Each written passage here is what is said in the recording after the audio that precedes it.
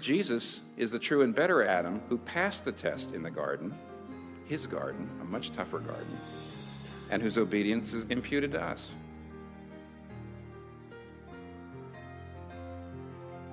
Jesus is the true and better Abel, who, though innocently slain, has blood that cries out, not for our condemnation, but for our acquittal. Jesus is the true and better Abraham, who answered the call of God to leave all the comfortable and familiar and go into the void, not knowing whither he went.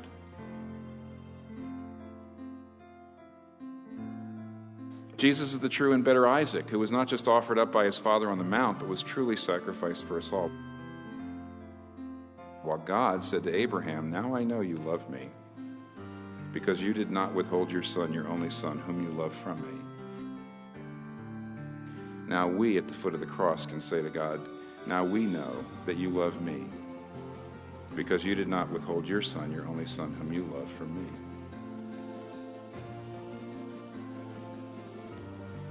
Jesus is the true and better Jacob, who wrestled and took the blow of justice we deserve, so we, like Jacob, only receive the wounds of grace that wake us up and discipline us. Jesus is the true and better Joseph, who is at the right hand of the king and forgives those who betrayed and sold him and uses his power to save them. Jesus is the true and better Moses, who stands in the gap between the people and the Lord, and who mediates a new covenant. Jesus is the true and better rock of Moses, who, struck with the rod of God's justice, now gives us water in the desert. Jesus is the true and better Job. He's the truly innocent sufferer who then intercedes for and saves his stupid friends.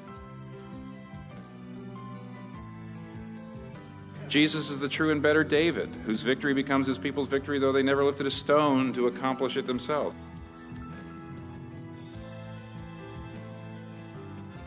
Jesus is the true and better Esther, who didn't just risk losing an earthly palace, but lost the ultimate heavenly one, who didn't just risk his life, but gave his life.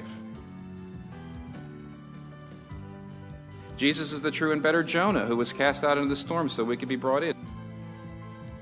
He's the real Passover lamb. He's the true temple, the true prophet, the true priest, the true king, the true sacrifice, the true lamb, the true light, the true bread. The Bible's not about you.